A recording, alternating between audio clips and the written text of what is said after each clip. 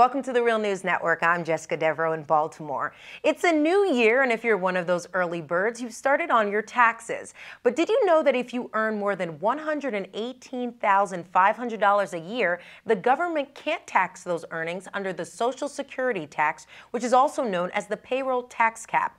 That means that someone who makes twice the cap this year pays the tax on only half of his or her wages. It's a big issue considering the future of Social Security is continuously being debated in Washington. Our guest today is Nicole Wu. She is the Director of Domestic Policy at the Center for Economic and Policy Research in Washington, D.C. Her new paper is titled, "Who Would Pay More If the Social Security Payroll Tax Cap Were Raised or Scrapped?" Thank you for joining us, Nicole. Thank you for having me. So, Nicole, let's start off with that question that you pose in your paper. Who would actually pay more if this tax cap were raised or scrapped? Well, we looked at the numbers, and it comes out to the top 6%, 6 out of 100 Americans. So the people who are at the very top of the income scale are the only folks who would have to pay more if this payroll tax cap were raised or eliminated. And how high would that payroll tax cap have to be raised? Well, there are different proposals out there. There are some proposals to eventually slowly phase the cap out entirely. And that would mean that the wealthiest people among us would pay the same rate as the rest of us, which seems kind of fair. If they were to do that, if Congress were to pass a bill like that, the Social Security shortfall that we see in the future would be reduced by about 70 to 80%. There are some other bills in Congress that would raise the cap a little higher or a little higher, still shielding the highest incomes from the tax.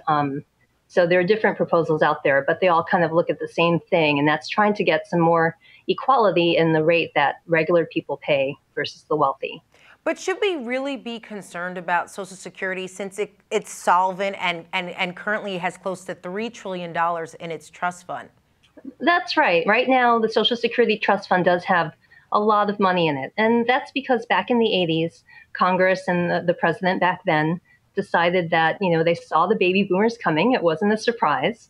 And they decided to sort of pre-fund Social Security. So since 1983, American workers have been putting more into Social Security than has been coming out. It's their money that's in the trust fund. What has happened since the 80s is actually inequality has increased. So more and more of the wages in this country are above the payroll tax cap. They're above what's right now $118,500. That cap has been moving up with inflation every year. But as the income gaps have gotten wider, more and more of the wealthy's income has been shielded, which is part of why the trust fund isn't quite as big as we needed it to be. However, right now, with the $3 trillion, Social Security will be fine until about 2033. After that point, Social Security will be able to pay about 3/4 of the benefits promised, and nobody wants to see a cut of 25%. But that's still significant money. It's not like Social Security will just stop paying immediately. If nothing were to be done, then people would still get checks, but they would only be about 3/4 of what they were expecting. So, Nicole, are you saying that if we were to do away with this cap, then we wouldn't run into that issue? As I said earlier, some of the bills out there that were in the last Congress would slowly eliminate the cap entirely, and that would take care of 70 to 80% of the shortfall. There are some other bills that raise the cap like from 118,000 to 250,000 or to 400,000, and that would mean, people would pay the payroll tax, but not on all of their income for the wealthiest, who would just capture some of the highest incomes. And of course, those bills would take care of less of the shortfall. But certainly, as people talk about ways to shore up Social Security, this is one of the most effective ways to take care of it.